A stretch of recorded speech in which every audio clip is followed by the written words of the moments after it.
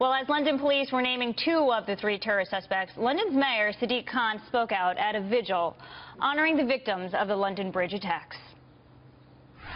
London will never be broken by terrorism. We will step up the fight against extremism, and we will defeat the terrorists. Thank you.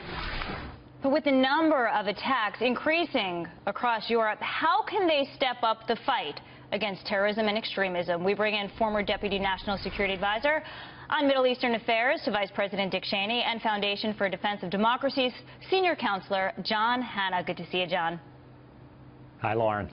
British Prime Minister Theresa May today called the weekend terror attack in London an attack on the free world. So I ask you, here in the West particularly, here in the free world, what can we learn from the attacks, the response to it, and how do we prevent it from hitting us here at home again?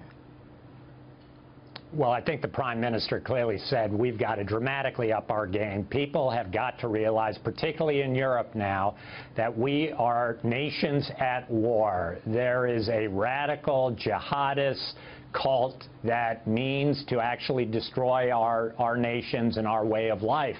So we've really got to get serious about this. The fact that you have people inside of Britain and other European countries that are known to authorities, have been tracked, have had their cases dropped, that there may be thousands upon thousands of heavily radicalized people in Europe who are maybe 1 or 2 steps away from being weaponized and undertaking these kinds of attacks. We've got to start really targeting, harassing, and even detaining some of those people, getting them off the streets or getting them out of Europe entirely. And unfortunately, as we've been learning, that weapon could be anything from a knife to a gun to a car. It really has become quite disgusting.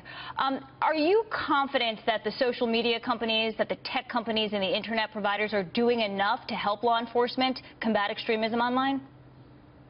No, I'm not. I'm not an expert on it, but I am not convinced yet that we have had the kind of national conversation between the leaders of these tech companies and the U.S. government at the very highest levels to try and get to some kind of agreement where we do as much as we can to shut off this free space in cyberspace in which they are drawing recruits literally by the thousands, not just drawing people to the fight in the Middle East, but actually radicalizing people right here inside of our own house.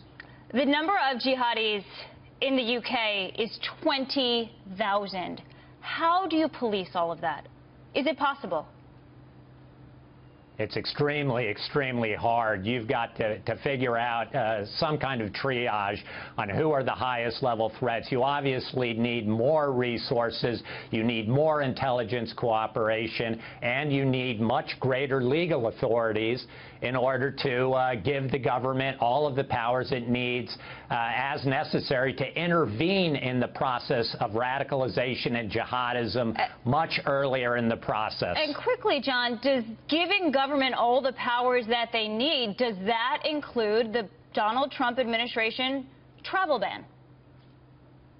There's no question that extreme vetting and watching the people that are coming into our country has got to be one element of it, and an important element of it. But we've also got to focus on this problem of people here already in our country, in our communities, who are subject to the same kind of radicalization and potentially the kinds of violence that we've seen so recently in Manchester and London.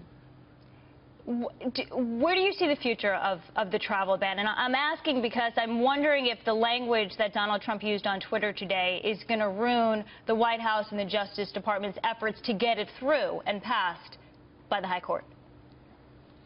I think probably there are a lot of government lawyers pulling their hair right now out over what the president tweeted. Yeah. But the fact is, I still remain convinced the executive, under the Constitution, has enormous authorities when it comes to the question of who is or isn't allowed to enter our country. I think the revised executive order is going to be viewed sympathetically by the Supreme Court, and there will be deference to the executive authority.